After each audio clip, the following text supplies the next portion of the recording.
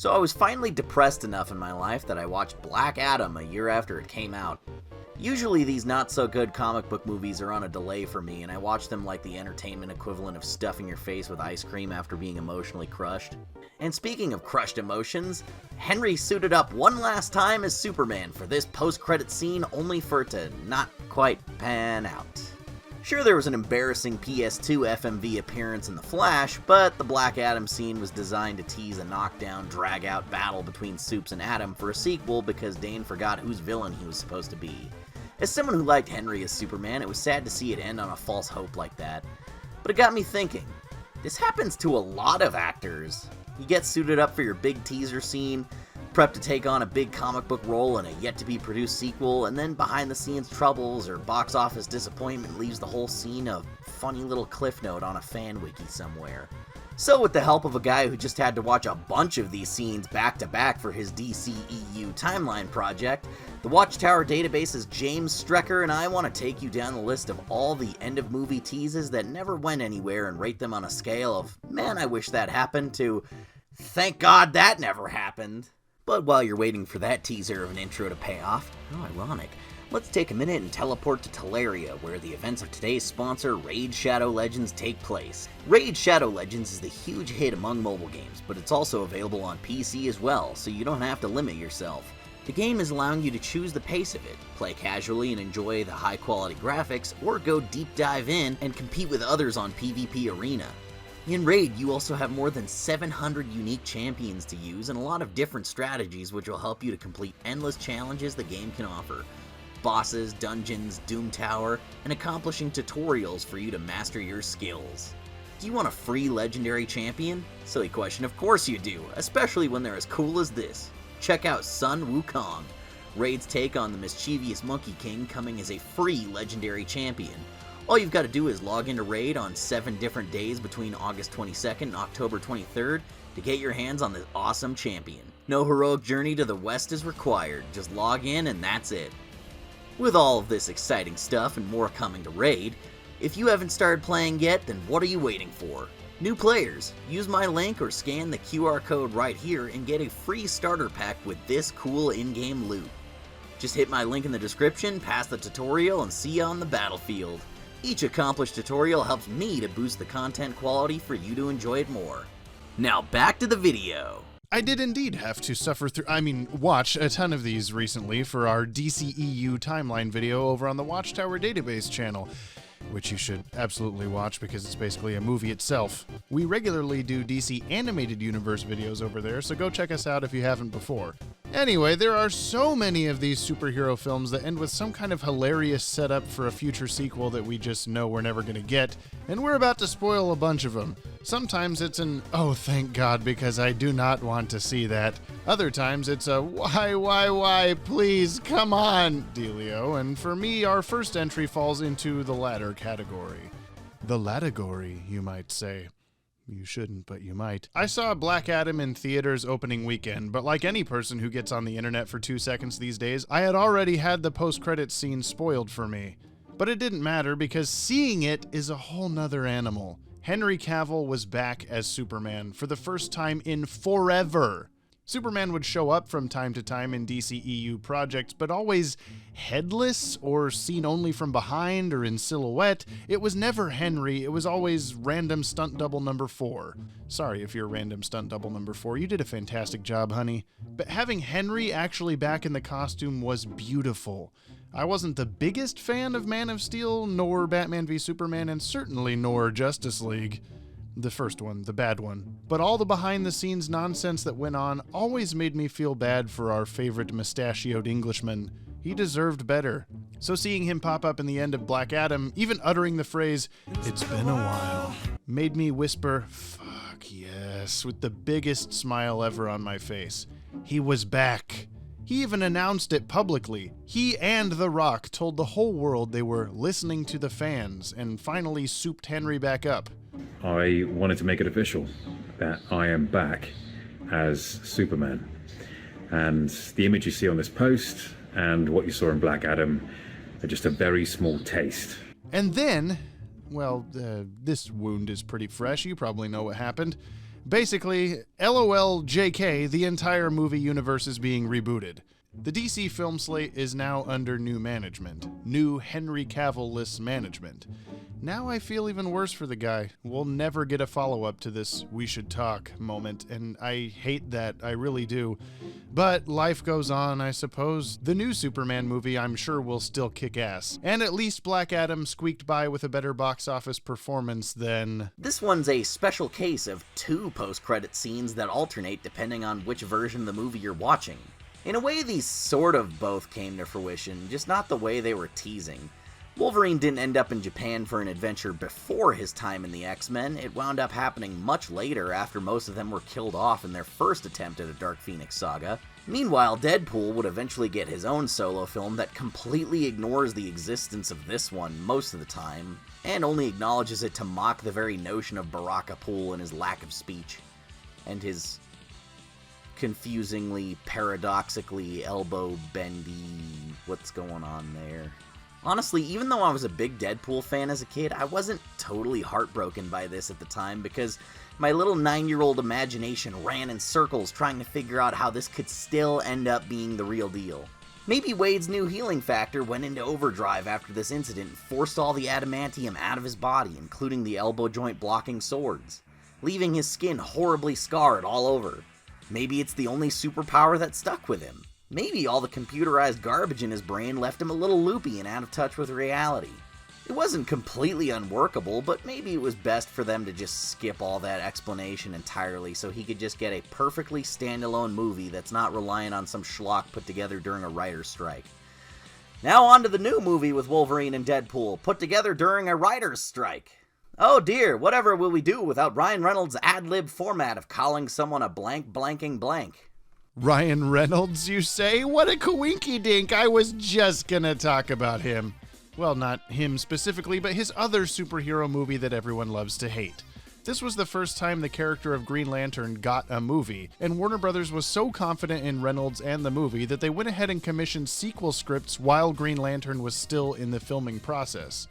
That's one way to do it. Because of this, sequel bait must be present, and so we got this arguably cooler than the rest of the movie post-credits scene where Mark Strong's Sinestro receives a yellow power ring and a yellow Lantern uniform.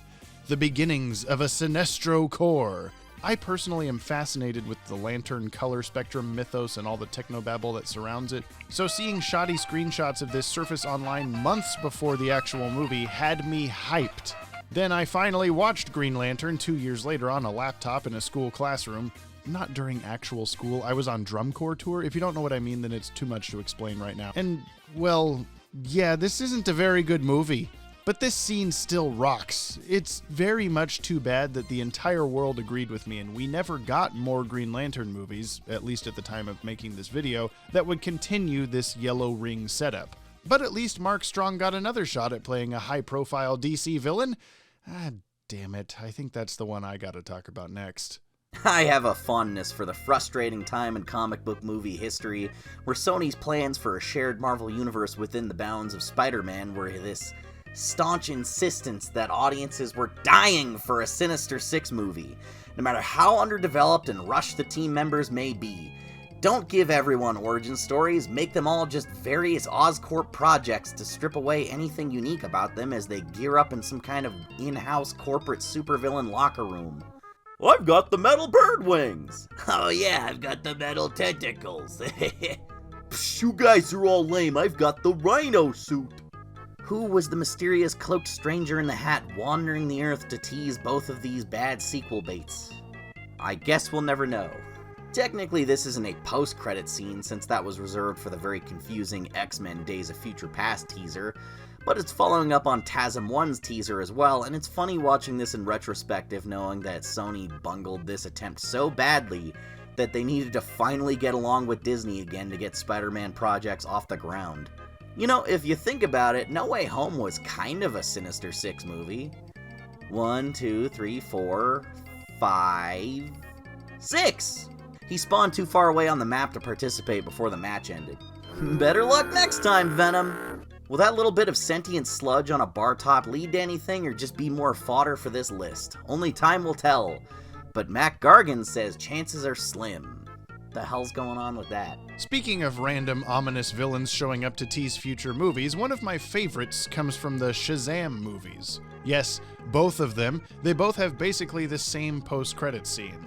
Poor Mark Strong's Dr. Sivana is locked up, drawing ancient magic symbols along his prison cell, hoping to recreate the spells that got him to the wizard Shazam's Rock of Eternity, when he hears a chilling voice coming from somewhere. Why, it's a caterpillar? Yeah, this is Mr. Mind, an old Captain Marvel villain. Don't make me explain the Captain Marvel thing, you're smart, you get it. That's popped up every now and again in big climactic events throughout DC's comic book history. So seeing him standing there explaining his plans for conquest and general evil stuff, was pretty dang cool. As obscure as Mr. Mind is and how well the first Shazam movie was received, you'd think we'd maybe get Sivana teaming up with him in the sequel. Instead, we just got what appears to be even the filmmakers realizing that scene wasn't going to go anywhere and poke even more fun at it by essentially reproducing the scene almost shot for shot, even having Sivana get super frustrated about how it's been 2 goddamn years. Mr. Mind slinks away into his hidey hole, likely never to be seen again, what with the whole DC film reboot and all. I like to imagine he doesn't even go anywhere to do anything. He just sits behind that little grate nibbling on a discarded piece of lettuce or something. That would be way funnier. After teaming up with the Fantastic Four to battle too embarrassed to actually attempt Galactus, Silver Surfer lies in a deep slumber in the far reaches of space before his eyes open and he shushes the audience to reattach his decapitated head. Actually, based on the trajectory of that board, it may have sliced his head off. Why'd it fly up so far? A lot of these kind of look similar because they didn't have the confidence to fully commit to a major story beat happening after the names rolled up. Sometimes you can view them more as just a way to assure the audience that not every character died like a punk and they'll live on, even if the movies don't show us as much. But the plan for this one was definitely a spin-off. J. Michael Lastname of SpiderMan and Babylon 5 fame actually wrote a script for this Silver Surfer film that Fox unfortunately passed up.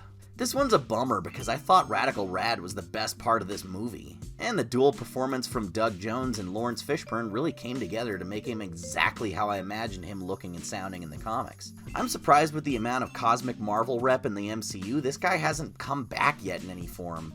I'm pretty burned out on MCU stuff in general right now because it's so many mid or poor quality projects coming out all at once, but if they said they were going to do some Silver Surfer and proper Galactus stuff, I'd be seated for sure. Another pretty dope DC bad guy that didn't get his due is Deathstroke, aka Slade. Wow, his name is really fun to say dramatically. Who showed up in the post-credit scene of 2017's theatrical cut of Justice League. He pulls up to the yacht in a little motorboat, then slow-mo walks up the stairs like a badass, and then he stands there talking to Jesse Eisenberg for a minute or so before smirking and disappearing into our hearts and minds. Deathstroke is such a uniquely cool character that he seems to work for me in every medium. Every actor that plays him, every variation of his costume, everything. He's just cool. He's intimidating, he's wicked with a weapon, he's simply awesome. Which makes it doubly disappointing that this scene actually sets up 2 different sequels depending on which version you watch. Yes, Slade on a boat happens in both Justice League and Zack Snyder's Justice League, but with different dialogue each time. In the theatrical, Luthor brings up the idea of crafting a league of their own, both referencing the Rosie O'Donnell baseball movie and teasing the formation of the Injustice League, or gang or society or whatever they were going to go with, if they even had a go with planned. In the Snyder Cut, Luthor instead tells Slade that Batman is really Bruce Wayne, which was a setup for Ben Affleck's canceled version of The Batman. Recently, we've gotten word through those involved with that project that it was going to be pretty damn great, and while I'm mostly cool with everybody and everything moving on, boy would I love to see the Batman from the warehouse fight go up against a Snyder-Verse Deathstroke. It couldn't have been anything but glorious. But either way, Slade v Batman or Injustice Bros, neither are gonna happen, and that's just a darn shame. I know this one's pretty unremarkable, but it's a funny excuse to talk about how the XMen franchise were seriously planning to have Mr. Sinister as a villain in upcoming sequels. What would be your dream character to play villain-wise? Villain-wise, I'm there. Mr. Sinister has always been some. I'd love to see how they handle his name. Either having every character just staunchly refuse to call him anything other than Nathaniel Essex, or lampshading it by having a comic relief character go, "Oh wow, that's your name? That's dumb." Given that they almost backed out of calling the character Victor Von Doom in the 2015 Fantastic Four reboot, I'm inclined to believe it's the former. This is another halfway one, where yes, technically Wolverine's DNA samples kept at Alkali Lake's facilities did come into play later on, just not anything to do with Sinister or the Essex Corporation. At least we got Laura Kinney out of all this weirdness. I've been focusing mostly on pretty recent movies, but all the way back in 1997, we got the infamous Arnold Schwarzenegger, George Clooney, Chris O'Donnell, Batman and Robin, Uma Thurman, Alicia Silverstone. Oh, is that not the full title? My bad. While this movie didn't technically have a post-credits scene, it did still end on a pretty sequel bait-y moment, where the trio of Batman, Robin, and Batgirl are all finally on good terms, having just defeated the bad guys and saved Alfred, and are ready to do a nice little go team hand thing. We're going to need a bigger cave. The three of them are suddenly in their costumes, running in slow motion in front of the bat signal towards the camera in a shot mimicking the previous dynamic duo-only version from the previous movie, Batman Forever. I actually really dig the way these ended, letting you, the little kiddo James viewer, know that Batman and Co. will be back. They just gotta go run an errand real quick. And yet, we never got the Batman Unchained or Batman Triumphant or whatever it was gonna be called. Joel Schumacher was removed from the franchise after Batman and Robin tanked pretty hard, and the bat nipples were hung up to wait for just the right Christopher Nolan nearly a decade later. And hey, I get it, while the movie is so bad it's good in many ways, it's also just plain bad. Hilarious, but bad. I get why we didn't get another one, but damn if they didn't think they would. Morbius as a whole was just an entirely embarrassing situation. Between them making this crap-ass movie in the first place, and then the internet tricked Sony into letting it bomb at the box office not once, but twice! And you can see where they had to reshoot the movie to coincide with No Way Home based on the trailers, because the right hand wasn't talking to the left. My guess from the trailers was that Morbius and Adrian Toomes would team up to break out of the prison together to form the middle act of the movie, and solidify their bond for a future crossover. Then No Way Home and Venom 2 made it as clear as possible that the Sony universe isn't the MCU, and they had to rethink the parameters of the team-up, which they couldn't back down from now because it was already in the trailers. We already put so much potential Spider-Man crossover in the marketing, you gotta do something. So we're left with this confusing but hilarious line of dialogue. I'm not sure how I got here. Has to do with Spider-Man, I think. I'm still figuring this place out, but I think a bunch of guys like us should team up. For no reason at all, Vulture and Morbius are now buds. Vulture just heard rumors about a crazed vampire man and was like, yeah, that guy seems like someone I could chill with, let's do a meetup.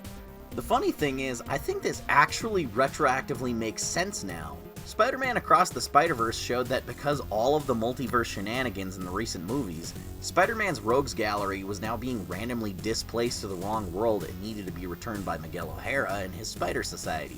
They even had a Vulture who got put in the wrong world in that movie. This sort of forms a sensible picture now because of pure luck. I don't think this was all ever the intention when they were developing these, but Sony managed to accidentally back into a solution. Will this ever get followed up? I would like to think no, because Morbius was a giant flop, but they could always go the dumbest route possible with the new Kraven movie and have Rhino and Kravenoff get added to these guys' group next.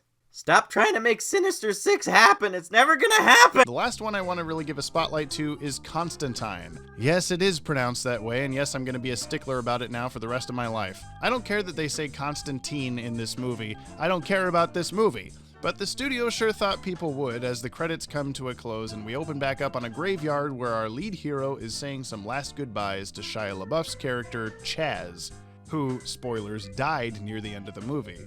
You know, hang on. I guess we could just say this is Constantine, because this is basically a different character. This was all I knew of the guy when my ex-girlfriend made me watch this movie at her house in 2005, and then I promptly forgot literally everything about it. But now that I've seen and read much better things with Constantine, this guy gets to be Constantine. It's settled, it's canon, it's all of the above. Anyway, Chaz LaBeouf is an angel now, apparently. Does a cool glowy eyes stance and then zooms away into the clouds. Shia was pretty dang popular at the time, what with Even Stevens and Holes and all that, and would go on to star in the likes of Transformers, Indiana Jones 4, and other memorable 2000s movies. Presumably, Constantine would eventually face Chaz, or whatever his angel name would be, in a sequel movie, but what do you know, we never got that. I finally watched Constantine, again, I guess, like just now, and aside from the final act, it holds up pretty well. It's not an awful movie, especially if you just ignore the title and think of it as the guy from The Matrix, but he's fighting demons and stuff instead. But still, I don't care if we ever find out what this scene was all about. And we likely never will. Some honorable mentions, of course, go to the few non-Marvel and DC movies that have attempted to use this marketing gimmick unsuccessfully themselves. Like the G.I. Joe Snake Eyes movie that was trying so very, very hard to be like an MCU movie at every turn, no matter how much it meant butchering the character. We get a scene where Snake Eyes' rival Storm Shadow is recruited by Cobra on a plane ride, and then he awkwardly announces his new name for a sequel that won't happen. Maybe he'll show up in a Transformers movie sometime soon, though.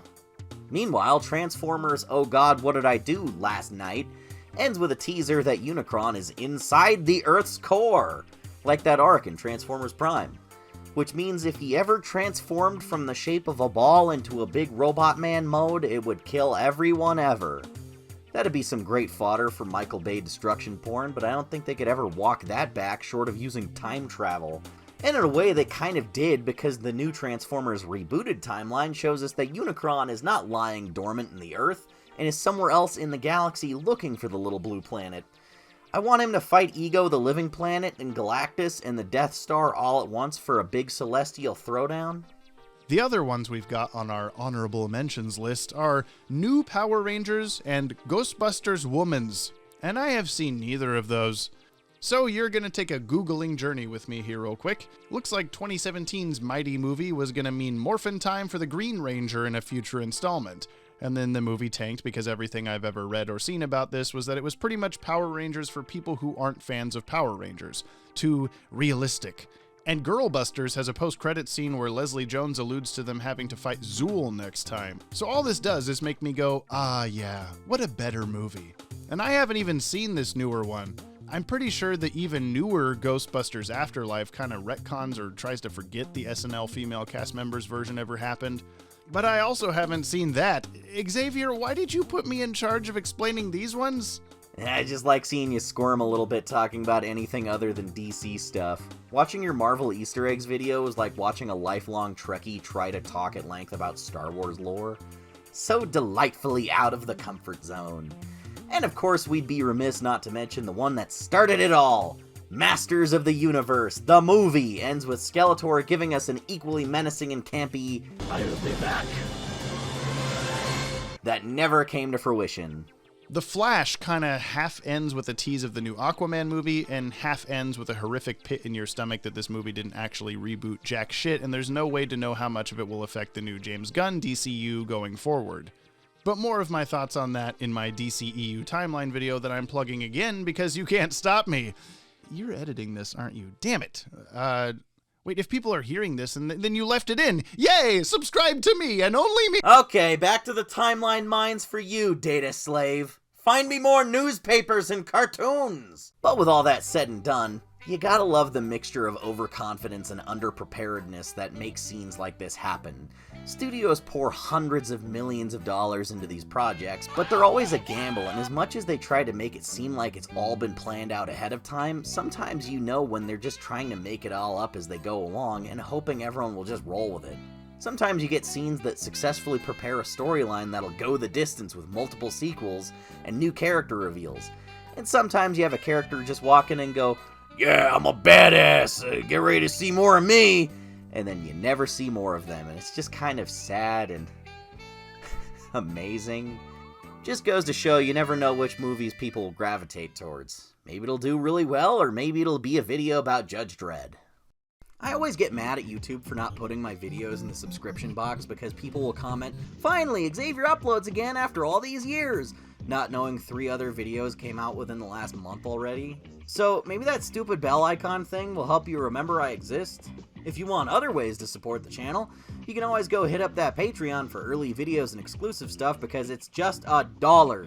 And I'm not kidding, it's only $1. Isn't that cool? If everyone who watched this video donated $1 a month, I'd be able to afford a house for myself, so that would be really cool. You can also check out our merch on TeePublic, or just buy some of my random stuff on eBay. I have a pretty substantial collection of old toys that are still in the box in perfect condition, so go take a look in case you find something you like. And lastly, since this is a YouTube video and you probably play Fortnite, drop my creator code XavierGM next time you buy a silly dance or a cool character skin.